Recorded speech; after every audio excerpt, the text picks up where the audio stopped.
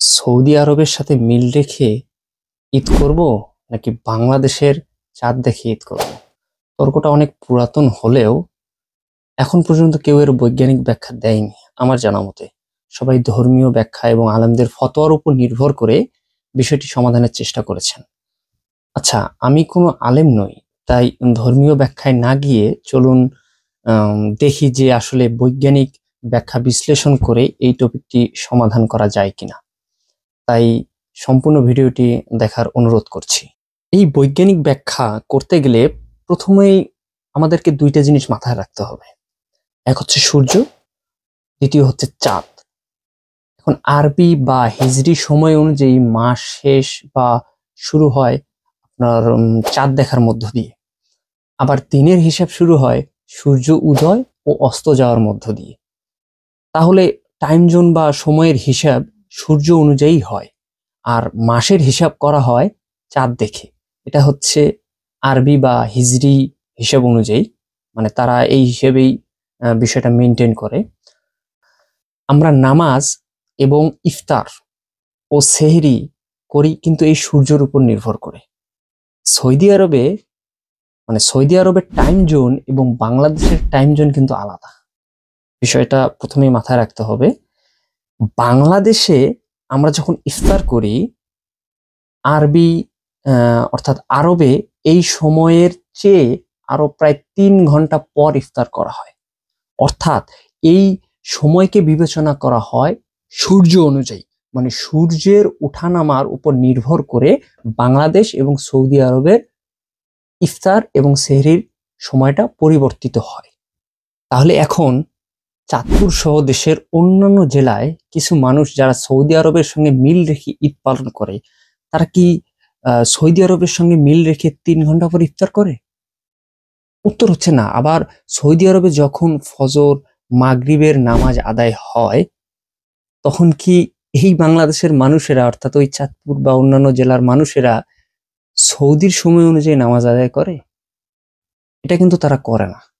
তাহলে আপনার সকল ইবাদত বাংলাদেশের টাইম জোন বা সূর্য অনুযায়ী আপনি করলে ঈদ কেন আবার আরবের সময় অনুযায়ী আপনি করবেন?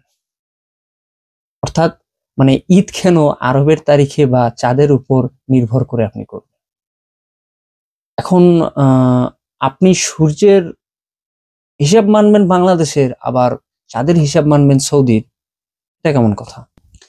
এছাড়া খ্রিস্টীয় সময় সূর্য অনুযায়ী তারিখ নির্ধারিত হয় রাত 12টার পর। আবার হিজরি বা আরবি সময় অনুযায়ী তারিখ নির্ধারিত হয় সূর্য অস্ত যাওয়ার পর থেকে।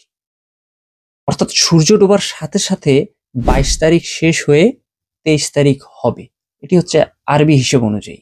আবার আরবি হিসেবে সময় নির্ধারিত হবে সূর্য দেখে, আবার তারিখ নির্ধারিত হবে চাঁদের উপর নির্ভর করে। এ কারণে চাঁদ দেখা যায় সন্ধ্যার দিকে, এবং সন্ধ্যার দিকে চাঁদ দেখার পর থেকে আরবি আরবি তারিখটা পরিবর্তন হয়ে যায় আরবি সময় অনুযায়ী। আর এই চাঁদ দেখা গেলে রমজান মাস শেষ হয়ে শাওয়াল মাস শুরু হয়। এখন কথা হচ্ছে, সূর্য অনুযায়ী যেমন আমাদের দেশে সময় নির্ধারিত হয়, তেমনি আমাদের দেশের চাঁদ দেখার উপর নির্ভর করেও আমাদের দেশের মাস নির্ধারিত হওয়ার কথা, এবং এটিই হয়। এখন আপনি যদি সৌদির সঙ্গে মিল রেখে ঈদ করতে চান, তাহলে ইফতার, সেহরি, নামাজ এগুলো যেসব বিষয় সূর্যের উপর নির্ভরশীল, সেগুলো আপনাকে সৌদির সময় অনুযায়ী করতে হবে।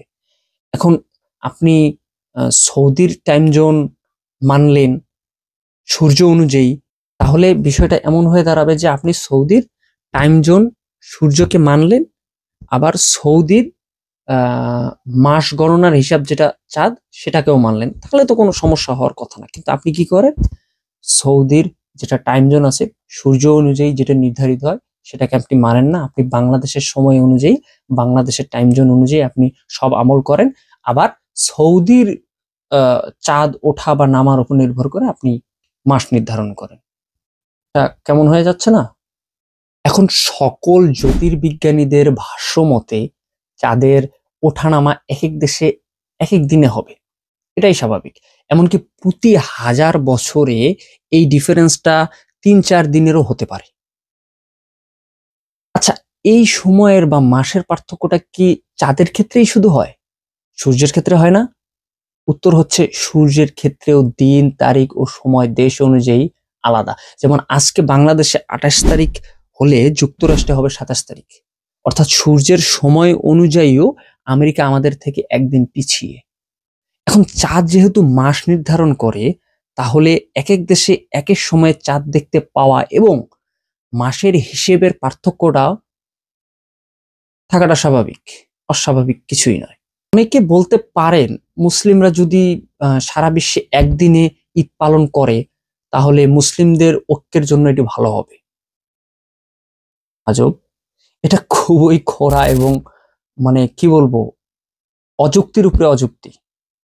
বিজ্ঞান এবং ধর্মীয় ব্যাখ্যাকে অস্বীকার করে ঐক্যের জন্য একসাথে রমজান ও ঈদ পালন করা হাস্যকর। ফিলিস্তিনে মুসলিমরা মরছে, সেখানে ঐক্যের আপনার দরকার হচ্ছে না।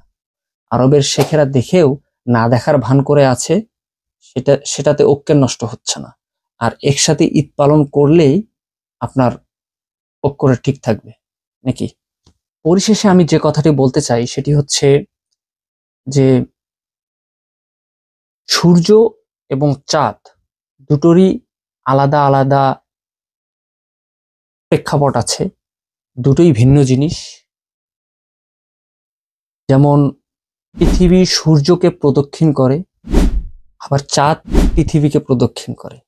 সো দুটো ভিন্ন জিনিস। এখন দুটো ভিন্ন জিনিস হওয়ার কারণে ইসলাম এখানে গ্রহণ করেছে কোনটা, সেটা হচ্ছে দিন, সময়। সময় নির্ধারিত হচ্ছে আপনার সূর্য অনুযায়ী এবং মাস নির্ধারিত হচ্ছে আপনার চাঁদ অনুযায়ী।